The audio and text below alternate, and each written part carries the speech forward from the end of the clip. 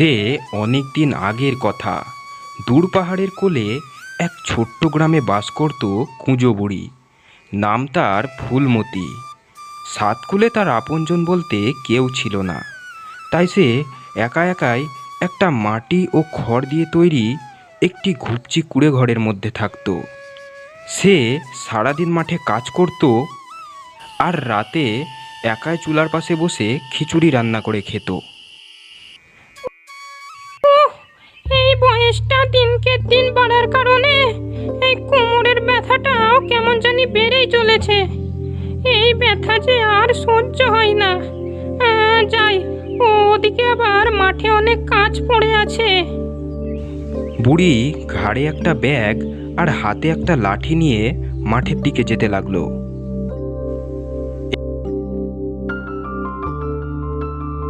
এ কি গো বুড়িমা, কোথায় চললে গো? এই কোথায় আর যাব, পুকুরের পাড়টাতে বড় বড় ঘাস হয়েছে, সেগুলোই কাটতে যাচ্ছি। ও তা এই বয়সে যে এত কাজ করছো, তোমার টাকা পয়সা কে খাবে বলো তো দেখি? সে নিয়ে তোকে অত চিন্তা করতে হবে না রে হতভাগা। আমার টাকা পয়সা আমি ঠিক বুঝে নেব। এভাবেই গ্রামের ছেলেপুলেরা বুড়ির সাথে মজা করত আর বুড়িও ভীষণ রেগে যেত। দেখ দেখ বুড়ির পিঠে কুঁজ নেমেছে রে, এই দেখ দেখ বুড়ির পিঠে কুঁজ নেমেছে। অবশ্য বুড়ি এদের কারো কথাতেই তেমন একটা কান দিত না। ঘাসগুলো কত বড় বড় হয়েছে। যাই, আর দেরি না করে সব ঘাসগুলো কেটে ফেলি। এই বলে বুড়ি তার ব্যাগ থেকে একটি ঘাস কাটার যন্ত্র বের করলো এবং ঘাসগুলি কাটতে লাগলো। বুড়ি আপন মনে ঘাস কাটছিল। হঠাৎ করে কে যেন একটা প্যাঁকে গলায় বুড়িকে পিছন থেকে ডাক দিল। বুড়িমা, ও বুড়িমা, তুমি এখানে কি করছো গো? এই কে রে, আমাকে ডাকলি? আমি বুড়িমা, তোমার পিছনে একবার দেখো। বুড়ি তার পিছনে তাকাতেই একটা অদ্ভুত আলো তার চোখে পড়ল। দেখতে পেল একটা সোনালী পালকের ছোট্ট হাঁস দাঁড়িয়ে আছে আর তার গলার চারপাশে 7 রঙের কাঁচের মতো পালক ঝলমল করছে। সেগুলো বুড়িকে তার দিকে আকর্ষিত করছিল।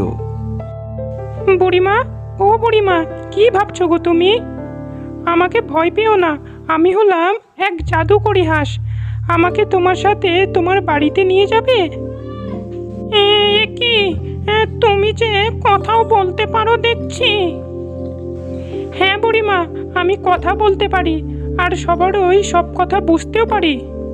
আমাকে তোমার বাড়ি নিয়ে চলো বুড়িমা।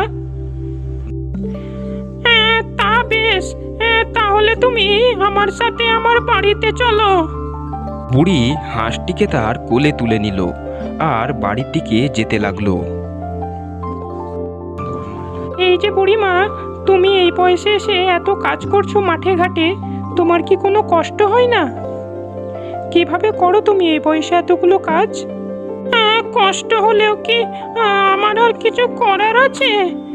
লোকের ক্ষেত পরিষ্কার করে যে টাকা পাই, তা দিয়ে কোনোভাবে একবেলা খেতে পাই। কাজ না করলে তো সেটাও পাবো না যে।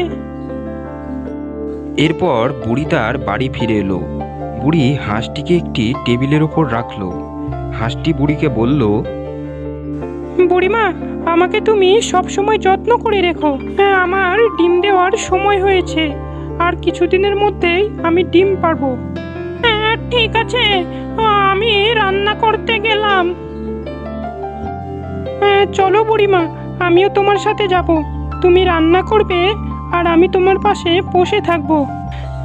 ঠিক আছে, চল তুই আমার সাথে, তাহলে আমার পাশে বসে থাকবি তুই।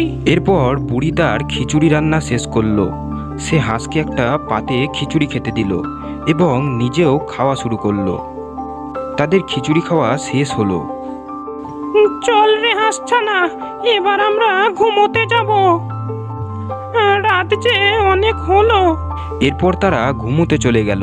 পরের দিন সকালে বুড়ি ঘুম থেকে উঠে দেখতে পেল হাঁসটি একটি ডিম দিয়েছে, আর সেটা কোনো সাধারণ ডিমের মতো একদমই দেখতে ছিল না।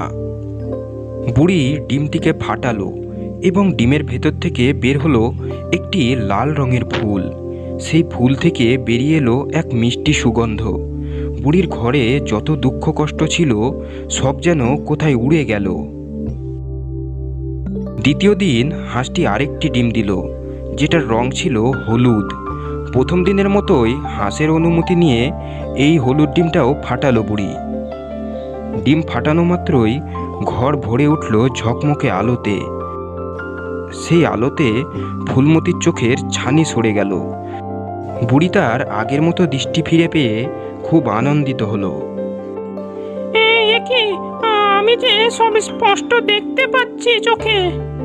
তৃতীয় দিনের দিন হাঁসটি আবার একটি ডিম দিল, যেটার রং ছিল নীল। ডিমটা ফাটানো মাত্রই বুড়ির বাড়ির পিছনে তৈরি হয়ে গেল একটা ছোট্ট পুকুর। পুকুরের জল ছিল ভীষণ স্বচ্ছ এবং পরিষ্কার। ফুলমতি সেই পুকুর থেকে একটি মাছ ধরল এবং সেটা রান্না করে খাওয়া মাত্রই বুড়ির শরীরের সব ব্যথা বেদনা যেন একেবারে উধাও হয়ে গেল। সেই খুশিতে বুড়ি একটু হাত পা ঝাঁকিয়ে নাচ করতে শুরু করলো।